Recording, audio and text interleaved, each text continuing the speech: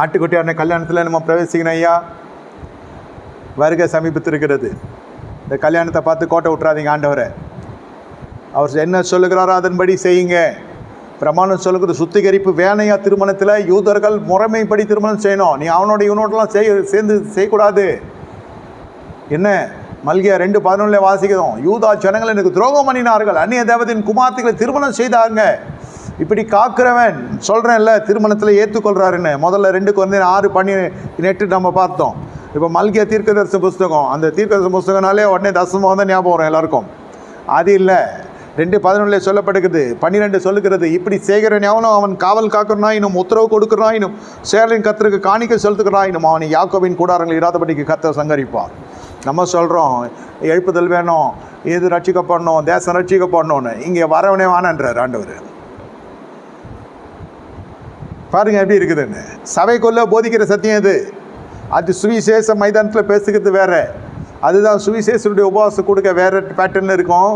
வந்தால் போதும் சுகம் உண்டு, விசுவாசம் சுகம். இங்கே சபை நடத்துகிற உபவாசம்லாம் இதெல்லாம் செப்பனிடப்படுகிற வழிபீடமாக இருக்கும். அது இங்கே நீங்கள் இந்த சத்தியத்தில் நீங்கள் ஸ்டாண்டர்டாக ஆகிட்டீங்கன்னா, ஸ்டெபிளைஸ் ஆகிட்டீங்கன்னா, சீர்படுத்தப்பட்டீங்கன்னா உங்களுக்கு சிங்காசனம் உறுதி. யாக்கோபின் கூடாரங்கள் இராதபடிக்கு நான் அதை சங்கரிப்பேன். தேவ சமூகத்தில் துரத்தி போட்டுருவார். வசனம் சொல்லுது, என்னத்தை வருகிறேன்னா புறமே தள்ளுவதில்லை. ஆமாம், புதிய ஏற்பாட்டில் இதை அப்படி தான் சொல்லப்பட்டிருக்குது. யோவான்லே தான் சொல்லப்பட்டிருக்குது. கொரிந்தியரில் என்ன சொல்லப்படுகிறது? திருமண விஷயத்தில் நான் உனக்கு பிதாவாக இருக்கணும்,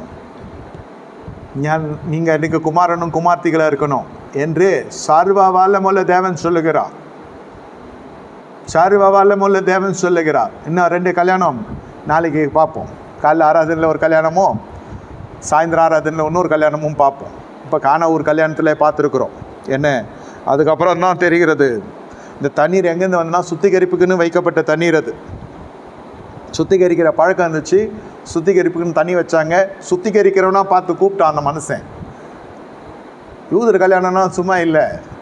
நம்ம ஆவிக்குரிய இஸ்ரவேலர்கள் தான். நம்ம வைபவத்தில் பரிசுத்தவான்கள் இருக்கணும், பரிசுத்தவாட்டிகள் இருக்கணும். அதுக்கு முக்கியத்துவம் கொடுக்கணும். அப்புறம் அந்த சுத்திகரிக்கிற ஜனங்க இருந்தால் அவங்க சுத்திகரிக்கப்படணும். அப்போ பாருங்கள் எப்படி இருக்கும் உங்கள் திருமண வைபவமே பரலோகம் போல் இருக்கும். எல்லாருக்கும் இருதயத்திலும் பரிசுத்தம், தேவ பயம், ஸ்தோத்திரம், துதி இவங்கெல்லாம் சேர்ந்து ஜெபிச்சா அந்த தம்பதிகள் எப்படி இருப்பாங்க. ஆனால் வேதம் சொல்லுது, பாவியாக ஒரு மனுஷன் பெரிய நன்மைகளை கட்டு போடுவான். இப்படி சோத்திரம் போயினுக்கிறப்போ ஒருத்தன் குடிச்சிட்டு வந்து வாந்தி எடுத்தானா தீர்ந்து போச்சு. அந்த மாதிரி ஆகிடும். நீங்கள் பன்றிகளுக்குள்ளே முத்த போட்டது யார் தப்பு? உங்கள் தப்பு. ஏன் தப்பு? அதுக்கு தான் நம்ம இன்றைக்கி அனுபவிக்கிறோம்.